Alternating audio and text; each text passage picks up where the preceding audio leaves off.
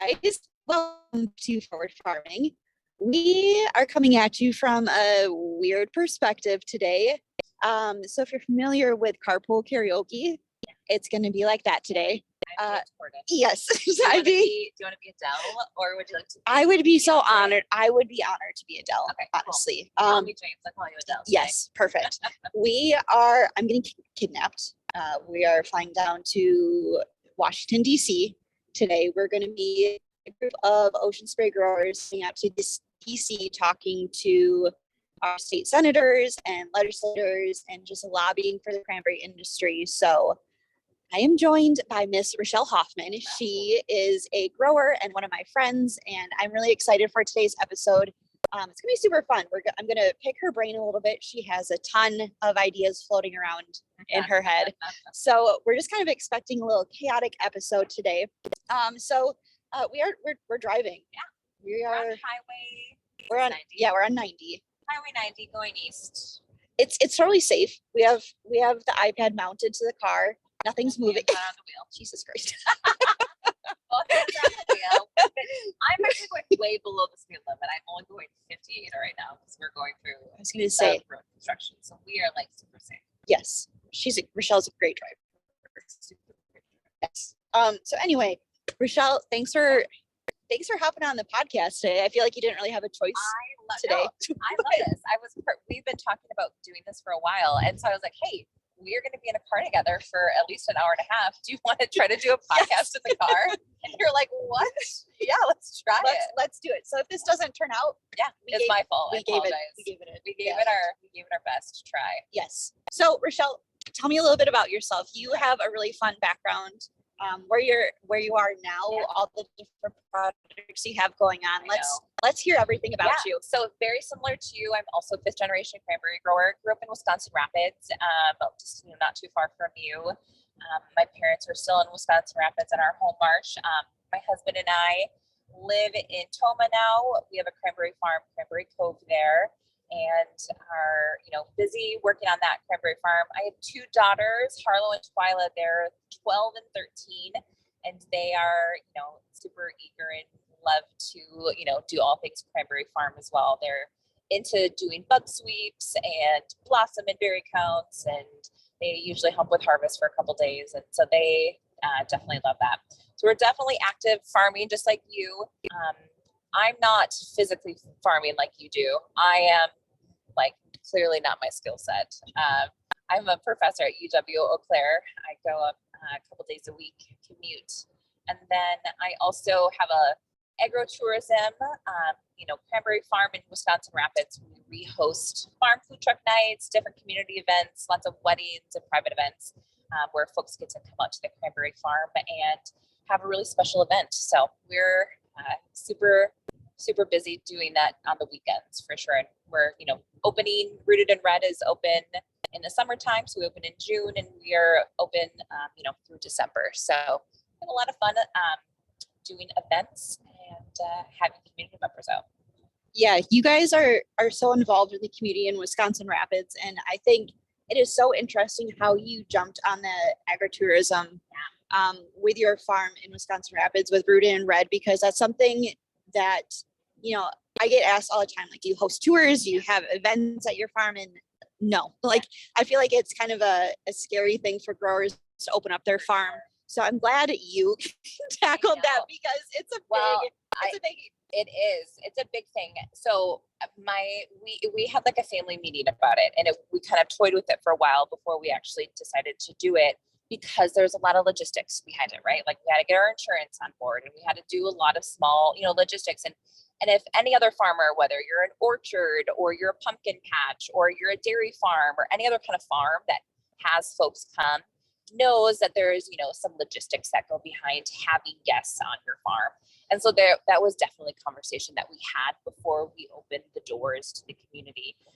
But it was kind of, during COVID, who opens a business during COVID? Wild idea. But 2021, we were just so sick of looking at each other, and we're like, let's have people come out to the cranberry farm, right? There was just this thirst and need for outdoor, space for people to conversate and commune during COVID, right? So that's kind of where it started. The idea originally, we had done a family Instagram where we kind of documented. My brother still plays football, and that's now. But folks, their number one question: how's Vince in the NFL, and then how's the Cranberry Farm? So we started this family Instagram page, Rooted in Red, 2018 or 2019, and we kind of just documented, what we were up to. And then it kind of morphed into what if we opened up a store and just did a couple little things throughout the year. Well, we decided to do that in 2021, and it kind of exploded. Like, was not anticipating the response.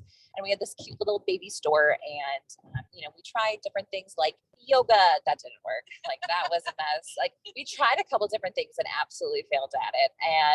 But there were things that people were really, really interested in, and that was having private event space to rent, band food truck nights where people could come and listen to live music, local food trucks. Like, there was actually a really, really awesome, vibrant food truck and like catering chef community in Wisconsin, and I didn't really know at all, and kind of a fun music scene as well. So just having a space where folks were able to come and enjoy that was the overall, I would say, demand. And we kind of just listed what people were interested in doing. So kind of year 2, we built this beautiful store. Well, we knocked all the walls down because we're like, all right, we need event space. That was super fun. So for year 2, we had way more events, private events, which were baby showers and bridal showers and all those, small class reunions, family reunions, all that jazz. And then this last year, we moved the store upstairs. So I had a full first floor on our cranberry, our little barn, and we started doing like weddings. So it has definitely evolved in those 3 little years. If you would have told me, this is where we'd have been, I'd be like, no way. But it has been super fun to be able to have, community members, and we celebrate. So like every time after an event, like my mom and I look at each other and we're like, that was so fun. Oh my gosh. Like meeting new people, enjoying, for instance, like 2 weekends ago, we had Greenway RV out of Wisconsin Rapids. They had their retirement party, and they were just the loveliest people, and they had their friends and family. And it was like, I'm an extrovert. So that was like so edifying for me. Right. And my mom, we couldn't have enjoyed it more. We had Altman Constructions out of Wisconsin Rapids do their summer party last weekend. And those things are just like so edifying to us. And when people walk away having a positive experience at a cranberry farm, that's what we're like, that's kind of the end goal. So we've enjoyed it. And you've been out before too, a couple times to the cranberry farm, and you brought your husband and Porter too. Yes. Yeah, we went last December. You had Santa out, and that was so much fun. My Porter hated it. Yeah. He hated Santa, but the whole experience was great. That was his first time meeting Santa. So I think he did great though. There was a lot of kids that were like unsure about Santa per se, but Porter did beautiful. Like I feel like he acted like a totally normal, like 1-year-old. Yeah. Like totally normal. And it was great because we took a picture of him screaming, crying, and it was the best picture actually. And we turned that into a puzzle for my grandma. So it was great. God, it was I love that. perfect. Perfect Christmas That present. was perfect. We did Santa cookies and milk and story time with Santa, and it was kind of magical. We turned Rooted in Red first floor. We decorated 52 Christmas trees to do that. I know, is that nuts? 52 Christmas trees. You are I'm nuts. No, I'm just nuts. I'm totally wild nuts. But I feel like a good nuts. Like yeah. I'm glad it's you and not me, because I don't know how you have the time to do this. I know, Mom. It is my mom and I. We're very much a partnership. My mom, Jamie Beagle. My dad looks at us. He's like, "You guys are nuts. You guys are crazy." He was very much a naysayer, like, I don't know, blah, blah, blah. Well, now he's into it. Like, he now enjoys it because he likes to like have music in his backyard, get some barbecue, and then by like 8 o'clock, he's like going to bed. Like, he's like, this is the best thing now. And he's like, I can come and go when I want. And he's like, all right, see you guys. Everything I need is right here. And when I'm done with it, I'm gone. See ya. And sometimes he knows people that are having parties. Like we just had a the Mansells are dear, dear friends. Tim and Roxanne Mansell had like this awesome celebration. He's like, oh, my friends were here. This was great. Had some desserts, had some really great food, and then went to bed. So he's enjoying this now. At first he was like, oh, I don't know about this. Now he's like, this is awesome. He's like, my friends come over to hang out in the backyard, and Jamie and Rochelle are doing, all this crazy stuff. And so Rocky has definitely come around, because at first he was like, what are you guys doing? Yeah, of course. And if that wasn't enough things to keep you busy, you just came out with a cookbook. It's called Good Eats and Gathering. Yeah. We have a copy here. And like your family history is so fun to learn about and read through. These pictures in this book are so like this is inside their venue. Yeah, that's kind of a beautiful. Those are our farm to fork dinners, or our farm dinners where we have a chef or caterer come out and do farm dinners where we have a long harvest table and everyone can come and have a fun, like really unique dinner experience. And that's super fun. We do a wagon tour around the cranberry farm, talk a little bit about cranberries, how they grow, a little bit about farm history. And I'm sure a lot of the things you looked on there, you probably were like, oh my gosh, we have that exact same thing, or we did something very similar. Did any of your grandparents, so like a lot of the pictures in there, my grandpa, he was a beekeeper for many, many years. Did you ever have a beekeeper in your family, or any of your neighbors were beekeepers? No. Okay. All right, never mind. I think I'm going to be the closest thing to a beekeeper. I'm working my way in there. I started with a pollinator garden, and I'm like sneaking my way into like, we're getting bumblebees. We're going to start doing this. Bumblebees are my favorite. I want my own clan of bumblebees. Let me take care of them. So be the bumblebee queen. I will. Good for you. That's one of my secret things that I want to do when I my next chapter in life is I actually want to get into beekeeping. It's not yet. It's not the season for it. But I think I'm going to try to take a chapter from my grandpa when the time is ready, because it's not at the moment right now, because my kids are little and I'm just running around like a crazy lady. But if I ever slow down, I would love to have bees. It's like on my list of things to do. Yeah, on my list, I have this vision of making like this Pinterest-worthy greenhouse that's just tiny little. Oh my gosh, I love this. I love that. Turn it into like either like a little hot yoga studio type thing, and then have plants in there, and just be in my scrunchy, crunchy girl era, and just eat my homemade bread in there, and just collect the honey from my sourdough bread. I gave up on sourdough. Honestly, I gave up on it. All right, no more sourdough. All right. What kind of bread do you? Just regular white bread. Yeah. I killed my sourdough. That's how. I just don't have time for that. In your defense, I have never even attempted sourdough, so you are better than I. I am like a good regular white bread crusty girl myself, so I want that with some homemade jam and some honey. That is, or even like a peanut butter sandwich, or peanut butter and honey.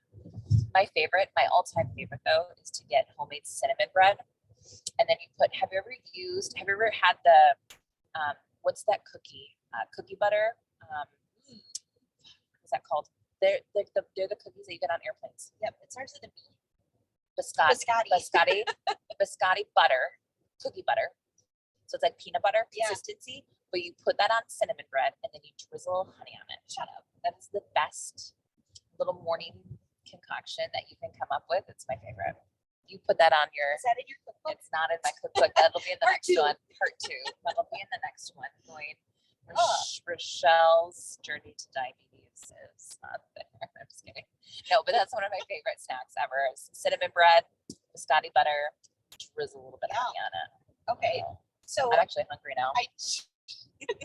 Wow. What inspired you to do this, and what inspired you enough to take time to do this and put this all together? This was such a happy project. I so enjoy doing this. So I make lists of things, goals for myself to accomplish. And I was late 2022 last year, December. I was like, all right, what am I going to do? What's my thing I'm going to accomplish next year?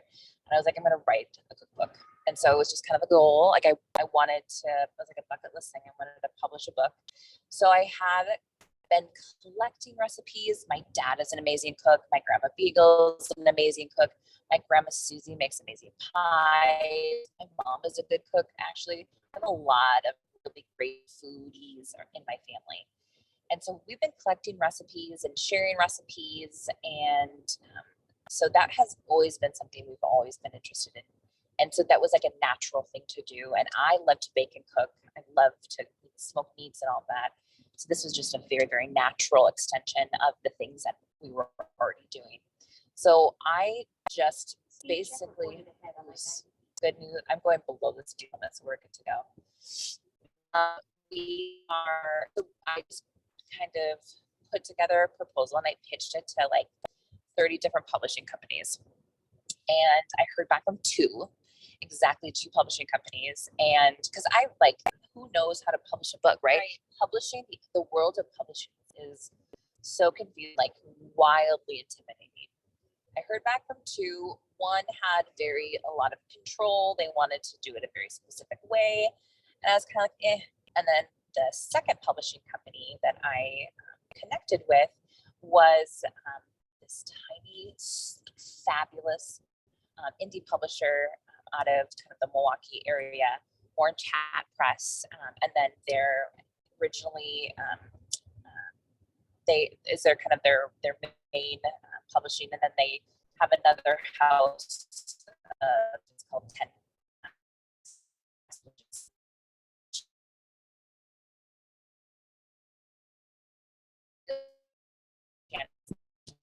Like did and they were super into it. This is their first cookbook, so it was a little bit of a learning curve for both of us. Yeah.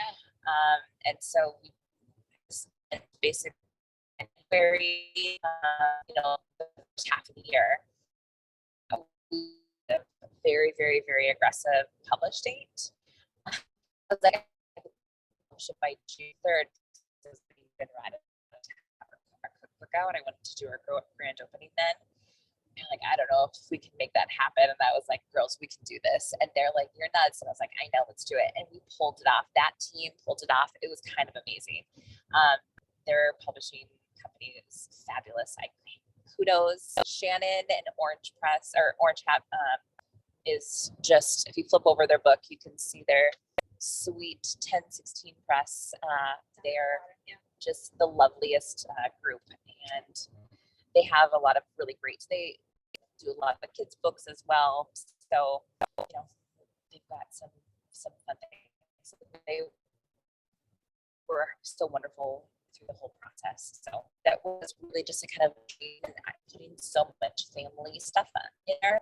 And as my mom and I would love to host, dinner parties and have gatherings, we put a lot of our little tablescape things on how to have conversations and have authentic connections with folks over at the dinner table. I think food is one of those conduits that helps you easily have connection. And so this just made a really great opportunity to kind of lends itself to what we do as far as community gathering and making, authentic connections. And so a cookbook was just right up my alley. Yeah.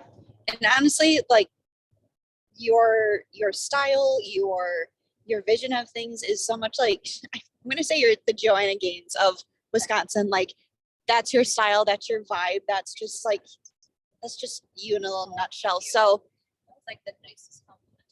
oh, well, if you guys are in Wisconsin and like the Magnolia feel, check out Rooted in Red.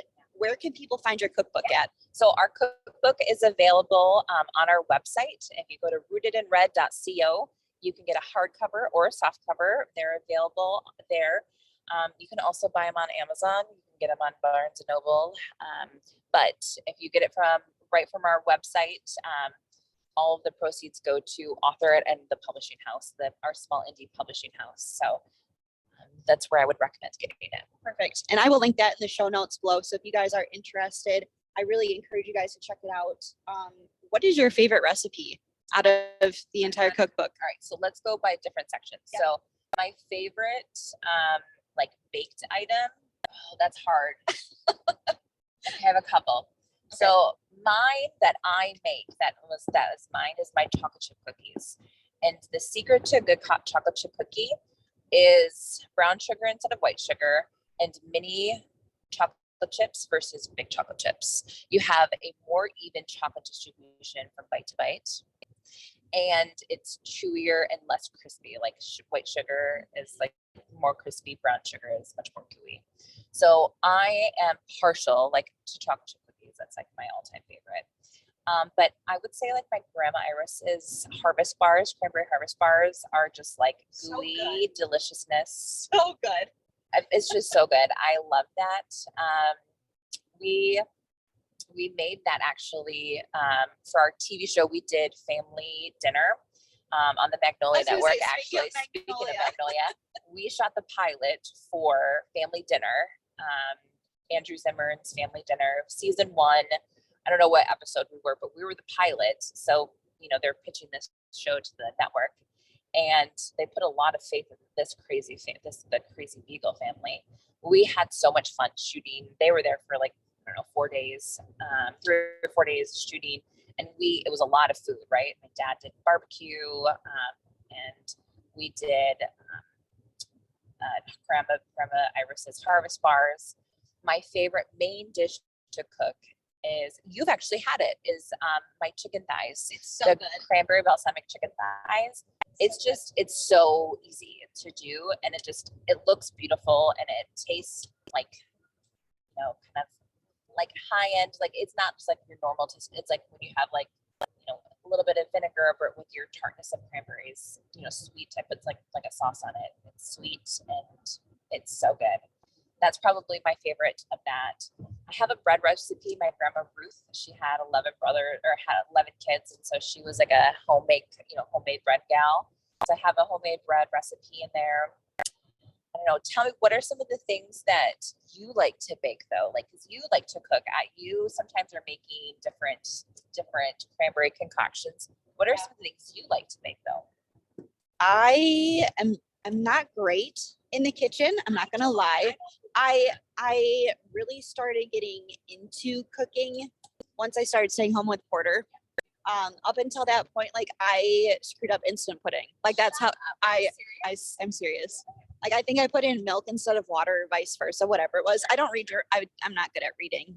Listen, in your defense though, I am not necessarily a recipe follower. That was actually probably the biggest challenges of making a cookbook was putting the recipe to paper, because I am like a little extra butter here, a little extra salt there, garlic is. So I get that as far as not reading the directions. I'm all about that. Getting my grandma Beagle, also getting her recipes on paper was so hard, because she's like, oh, I do this and that. And I'm like, yeah, back up 6 steps. Well, I got to write this all down. She's like, a little bit of this, a little bit of that. So you are a little bit of a fly, like, just fly by the seat of my pants in the kitchen too. Yeah, unless if it's something where it needs to be precise, like with a cake or like bread or something, then I'm a little bit more focused on it. Baking, you have to be a little bit more precise. I would agree. Yeah. But probably my favorite thing to bake, I have a cranberry cake with a hot butter sauce. Ooh. I feel like you would. Butter sauce. Yeah. Let's take that sometime. You would like that. Let's go to that. You and I should make that sometime. I like yes. That's a good one. It has to be eaten like hot. It's not good cold. Don't threaten me with a good time. Deal. It's good. I like that. Okay. It's good. Yeah. And is that something that you learned from mom or grandma to make? Was that a recipe that was also passed down? Yeah. So I don't know. Like when I was growing up, I've never shown like any interest in the kitchen. So I was always like, oh, little Susie homemaker, here, you crack the eggs and then get out of here kind of thing. So have like one of those little like instant ovens. What are those things called? Everything burned. How do you burn everything on a light bulb? Oh, Easy bake ovens. Yeah. Burnt popcorn all the time. So like notoriously, like everyone in my family knows I can't cook. So when I finally started, it was like, oh, where did this come from? I like it. You see, it's either eat or starve. I sink or swim. You can do this. You can feed yourself. I believe in you, Amber. You Yes. got this, girlfriend. You So can do it. anybody out there that's just like struggling to make easy mac or something, just take a little bit of time, find a good cooking show that you like. For me, I started watching Kids Baking Championship. Honestly, like legitimately, those are legit. Those are legit. My daughter Twyla, she is a cake maker. She likes to do fondant. She likes to do all of that. Duff was her favorite. Yes. She actually told that to Andrew Zimmern, to which then he was like, my heart is broken. He actually called Duff on the phone. Shut up. It didn't make it on the show, but he called Duff on the phone and she was like, Duff, you're my favorite. I love your sugar work. And he was like, oh my God, this is amazing. Next time in Minneapolis, let's get together. And Andrew was like, I'm so offended right now. So Kids Baking Champ, I think is legitimate. Absolutely. Go for it. well, I think you could learn some things for sure. I ran into Duff at the airport one time. Shut up. My brother and I ran into Oh him. my gosh, We're no just like, way. "Hey, I like your cakes." And he's just like, "Thanks, this is awkward." Bye. It was just like the random I like know pass you. by. Oh my gosh. How awful would it be to be a famous person and have to go to the Go airport? through the Oh airport, my yeah. God. You'd be like, I'm just trying to get through TSA. I have no shoes on. I don't know. I'm like, oh my gosh. Just feel vulnerable right now. It's so vulnerable. Every time I go to a big Hi. city in an airport, my head is just on a On a swivel. Like, who's swivel. famous? Who's famous? Who's Oh my famous? gosh, that is so funny. I love that so much. Oh, cute. Yeah. So if you do go to Minneapolis and meet Okay. up with Duff, you're I'll gonna let- have to I'll take stow it. me away. I'll do it, and I'll be like, do you remember this girl? Take a picture of you. She said she saw you in the airport. She said she liked your face. Like, please leave. Oh my gosh, I love it. Anyway, is there anything super nostalgic in Oh my this gosh, book? I mean, super- everything's family recipe related, but is there one Yeah. thing that's just like, this is my heart, I needed to put this in here? Well, there was the selfish thing that I did for that was I put some cranberry stories in it. That was like the super nostalgic things. The pictures in here that are of my grandpa tending bees was one of the last times I actually saw him. I randomly pulled out my camera and started snapping pictures with like a 35 millimeter. And I was living in Kansas City at the time, so I was just visiting, and he was out with his bees. And I don't know what prompted me, but I was like, I'm gonna go take some pictures. And I just started snapping pictures with him and his bees, and it was one of the last times I saw him, and it was some of the last pictures I ever took of him. And he unexpectedly passed away of a heart attack, and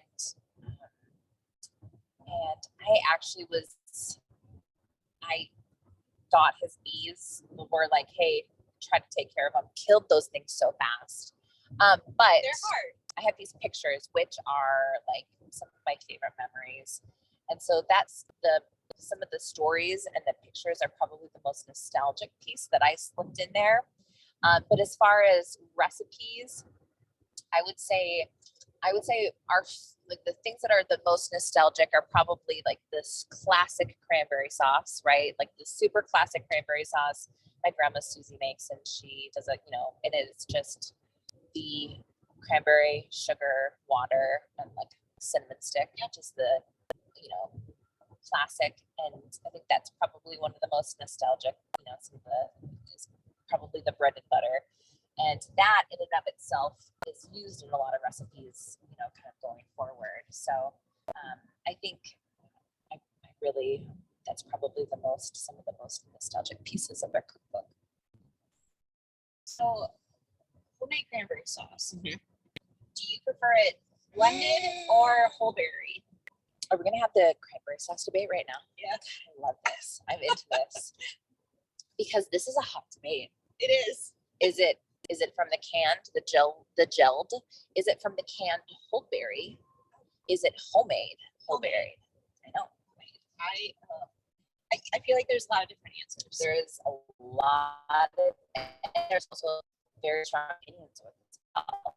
So I'm gonna say, for us, for cooking at home, for holidays, all of that, it's just easy for me just to whip up cranberry sauce, homemade. I like to make it whole berry where they start to pop. Some of them are intact, some of it are pretty gelled. So, but I absolutely remember having Thanksgiving where we had the ripple gelled and we sliced it and everyone got a circle of cranberry sauce. I've absolutely eaten it and enjoyed it as a kid. I sometimes so for instance, when you guys came over for dinner, we did a dinner party a couple weeks ago and I made those chicken thighs. I used canned whole cranberry sauce for that. So I am an all cranberry sauce kind of gal. When I do it, I usually make it from scratch at home. But in a pinch, I have no problem doing a can, and I enjoy the canned stuff as well. What are you? Are you like a homemade or do you like the can? I like This, homemade. I you like do like homemade? yes. Either on stovetop or I bake it. What? Pause. Rewind. What? You bake cranberry sauce? Yeah. Let's talk about this. Okay. What does that mean? It's the same recipe that you use. Yeah. The 4 4 to 1. Yeah. So 4 cups cranberries. Yep. 2 cups sugar, 1 cup water. Yep. And then I just put it in a glass little Pyrex. Okay. And then I bake it at 350 for 13 minutes. Interesting. And it just stays whole berry. It stays very whole berry. It stays very whole berry.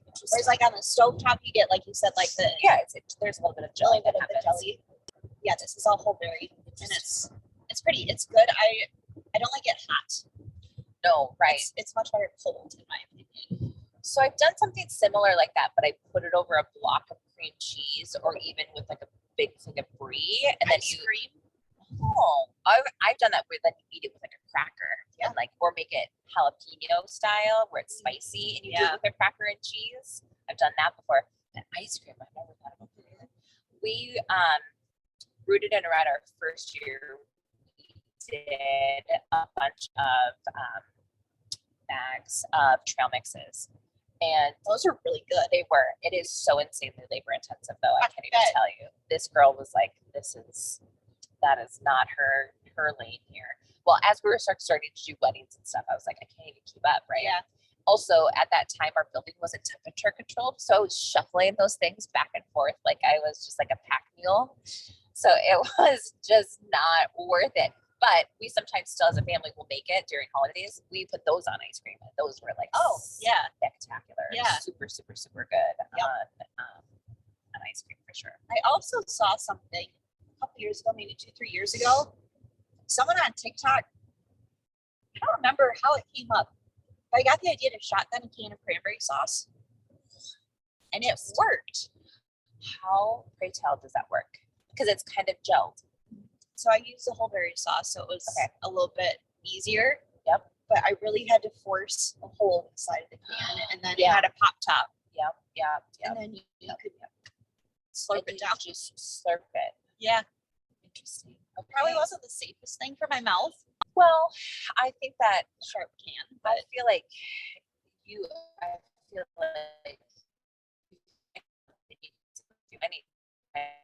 need a shotgun. It's possible. Sauce. Yep. I will cheer you on as you're doing it.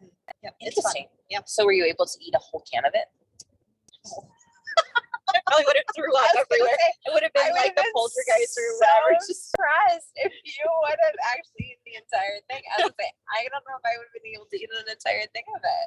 Maybe in my prime. Back in the day, I probably could have. I feel like all of us could have shotgunned anything in the back in our prime back in the day. Can of cranberry sauce?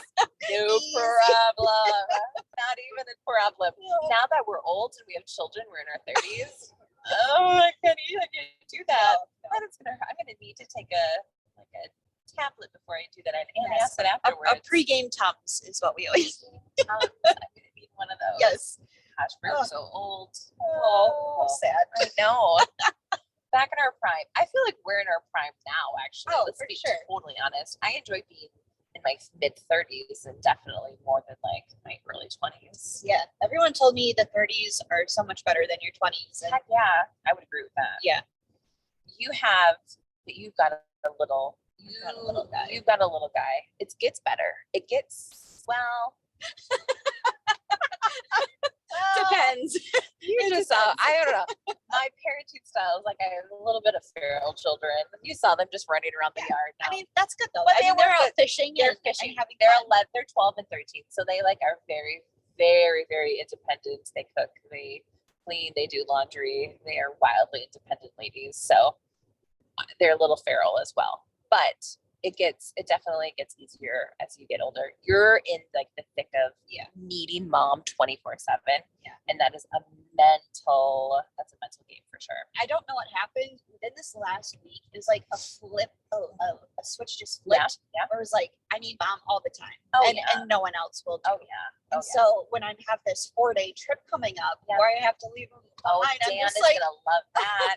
oh no, my mom. Like, Mom he and stayed with dad my are mom. always staying with mom. Staying Yeah, with during grandma. the day. So Perfect. I was just Grandma gets to. Grandma wants nothing to do with grandma. It's all about grandpa. I was and gonna say mom. maybe if grandpa can take him out on some tractor rides Oh, for sure. Heavens yes. Yeah. I think that's gonna be in the cards in his So, near future yeah. for sure. Now, does Porter like to eat cranberries? I've seen him picking cranberries and doing all of that. Does he actually like to eat cranberries? He does. Yeah. That's I don't force it on him, Okay. obviously, but raisins. Yeah. Good snack. Yeah. During the holidays, he ate a lot of cranberry sauce. Awesome. Good for him.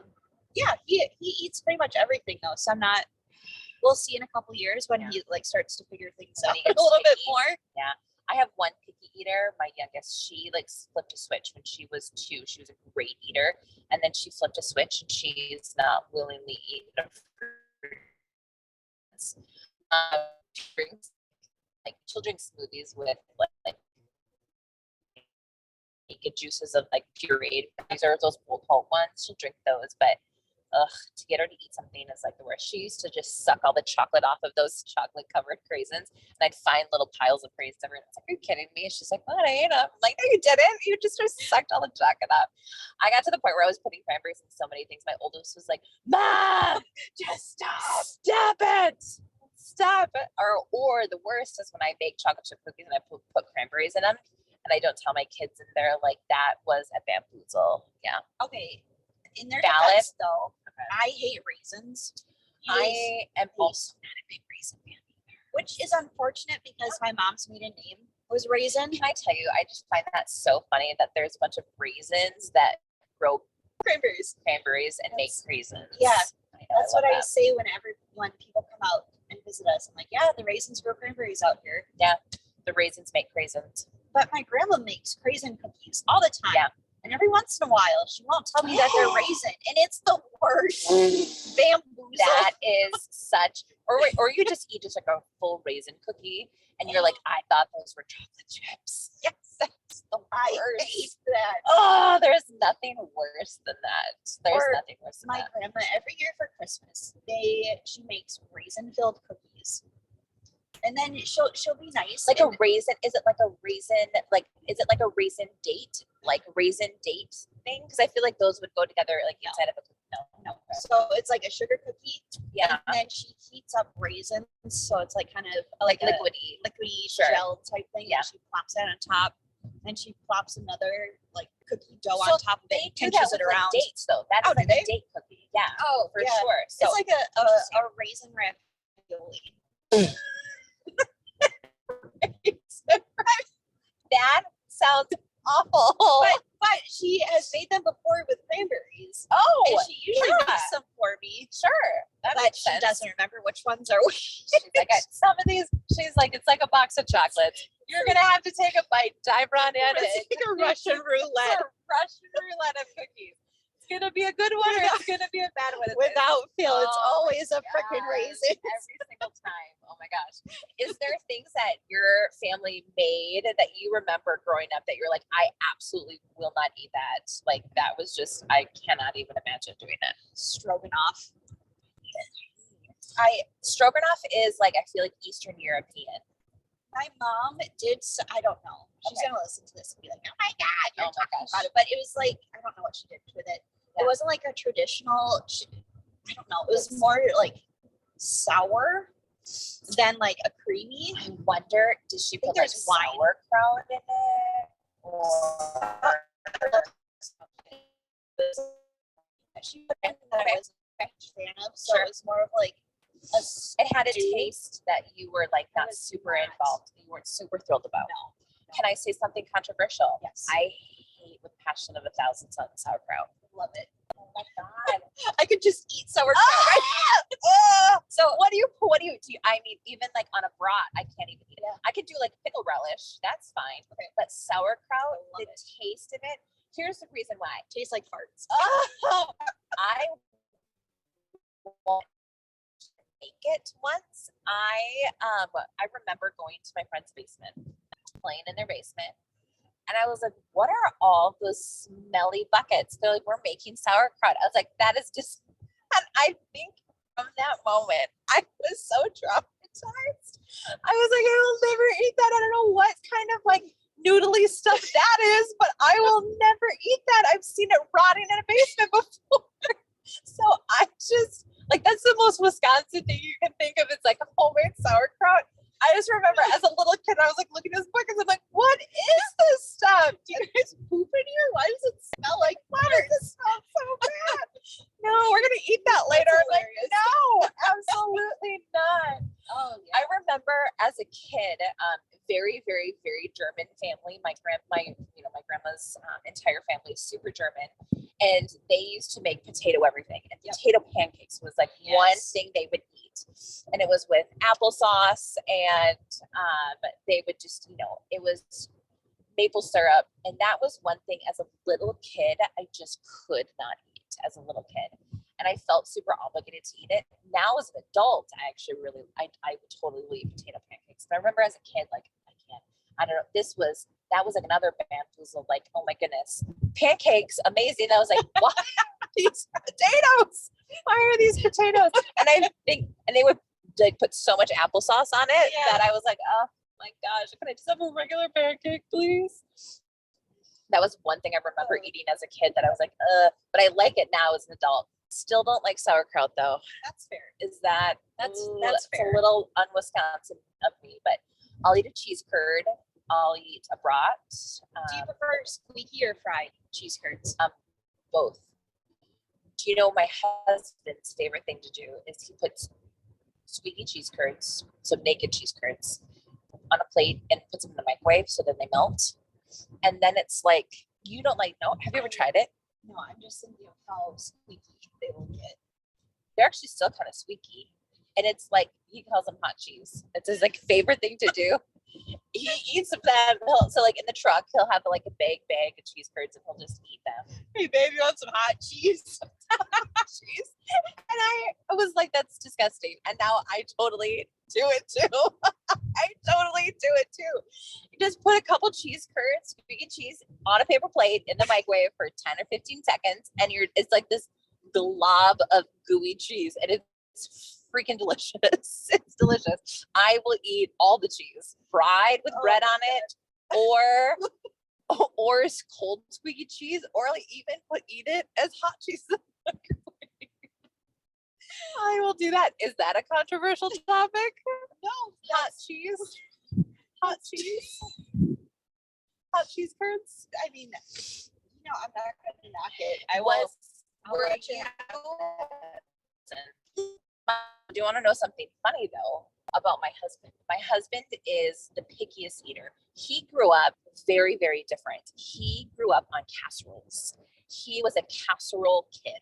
And I grew up very much with like meat and potato type of thing. Like Rocky Eagle he's grilling things on the grill, meat and potato. So we came from very different palates. And he had a hard time transitioning over it. And he was like, can you make like a casserole? And I was like, oh my God, no, absolutely not. And not that I don't mind a casserole. I mean, I don't make them. I don't really like, do you eat a tuna casserole? I love tuna casserole. I'm saying just really controversial things. I'm not a huge casserole. It's not like my go-to. It's not your go-to. I would very much rather have like a meat potato. Yeah, for sure. sure. I would rather have it separated. Yeah, for sure. But I also think like a green bean casserole, I'll eat that all day.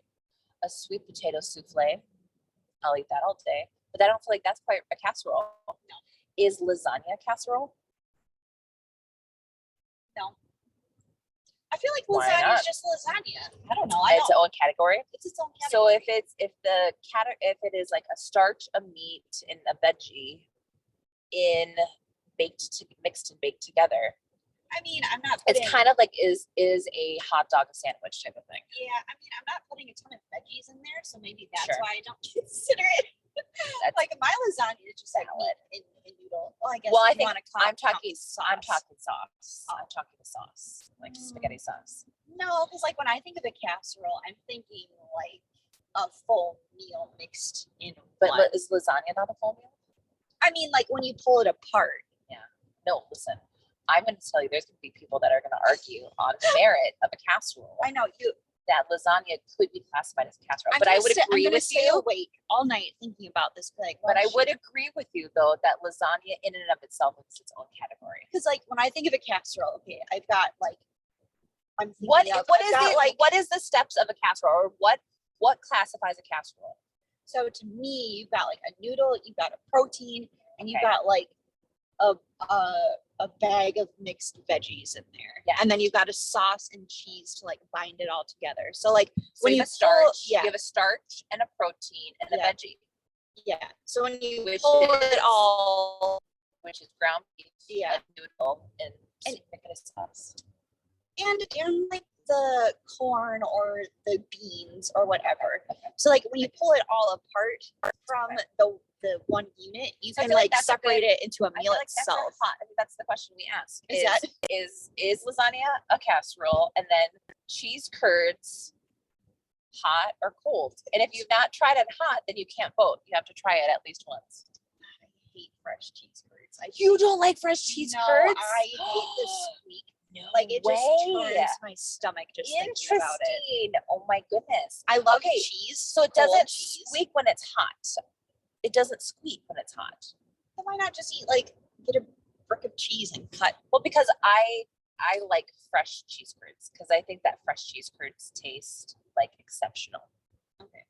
But like even if they were you were to bread them like fresh cheese curds, bread them, deep fry them. Then that's totally fine. I think that, but I do Oh, think yeah, that it's a cheese taste difference than if you go and get cheese curds from like a grocery store and it's in a box.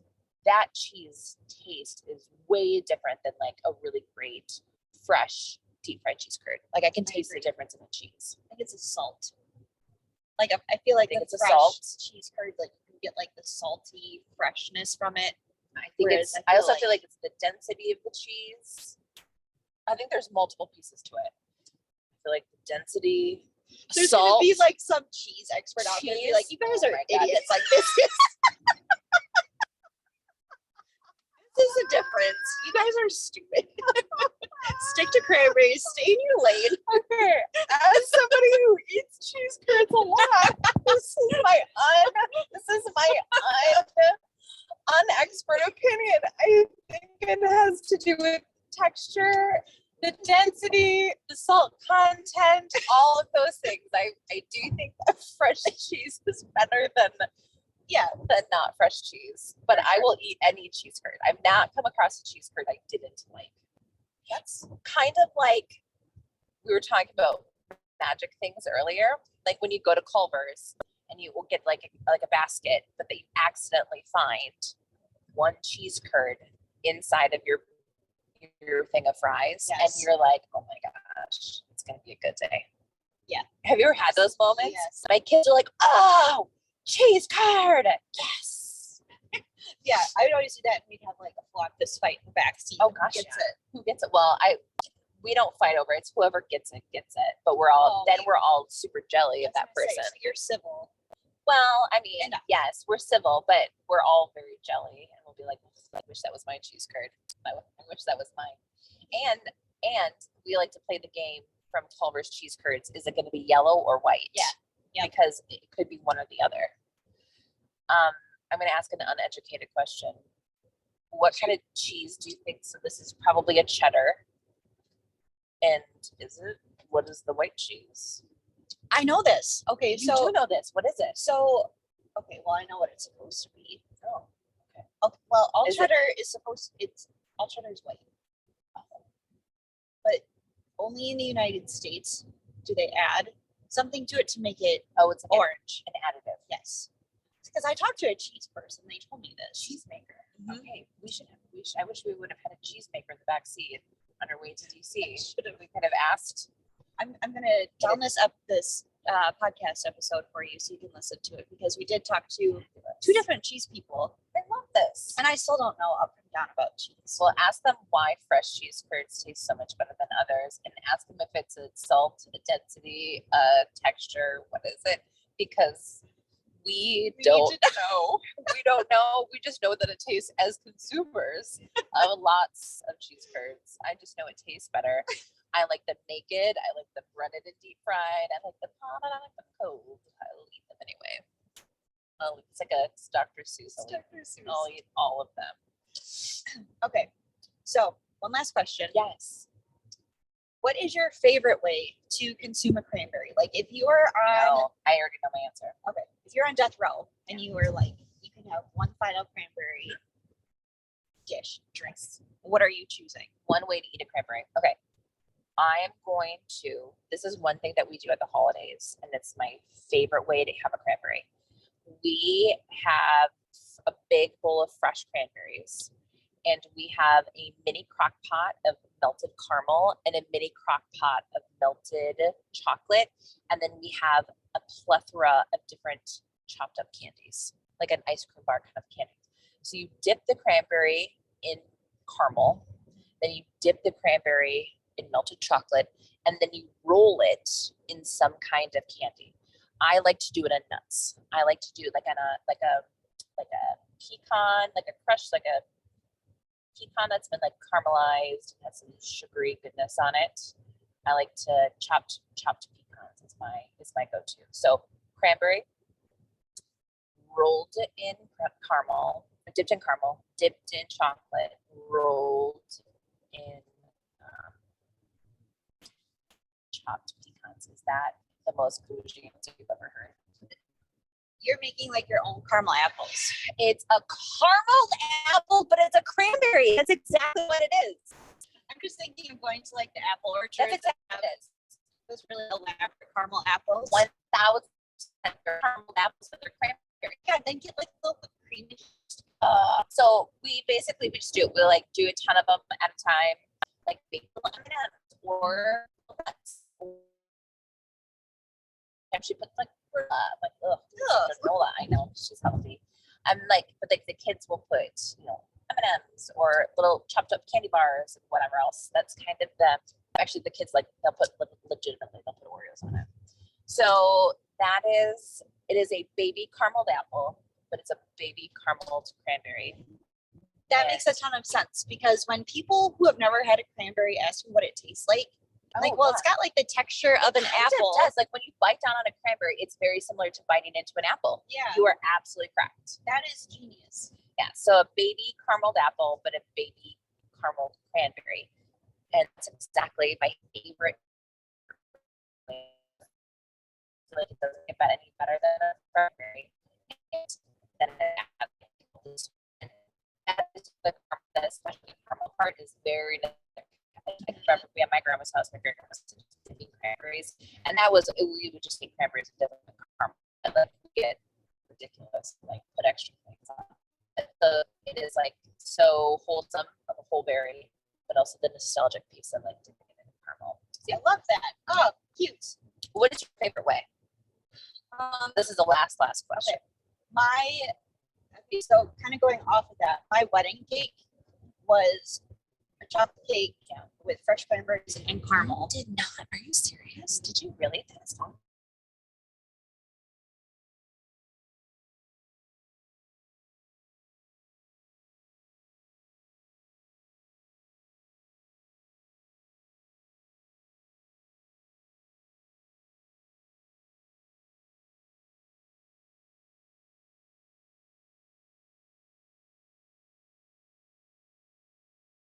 I wonder if this had a thing. Still said this recording.